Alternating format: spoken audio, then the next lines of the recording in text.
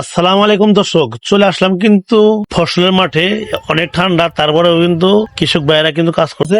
ইতিমধ্যে কিন্তু এখান থেকে গোবর দিতে আছে। তো গোবর ভাই এখানে কাজ করতে আছেন, এখানে কি বুনবেন? ভুট্টা হবে। ভুট্টা। জি। তো আলহামদুলিল্লাহ ভুট্টা কিন্তু বাম্পার ফসল হয়েছে গেছে বার। তো আলহামদুলিল্লাহ এবার দোয়া করি যে এবার বাম্পার ফসল হয়।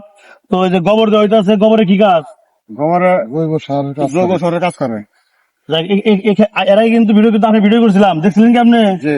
অনেক মানুষ বলছে যে আলহামদুলিল্লাহ ভালো ভালো ভুট্টার আবাদ হয়েছে।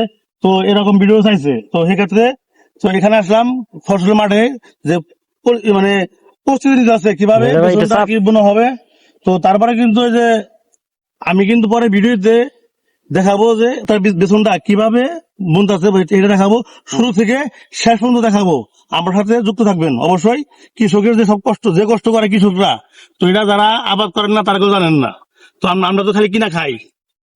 তো পরবর্তী ভিডিও দেখার জন্য অপেক্ষা করবেন। ভালো থাকবেন। আল্লাহ হাফেজ।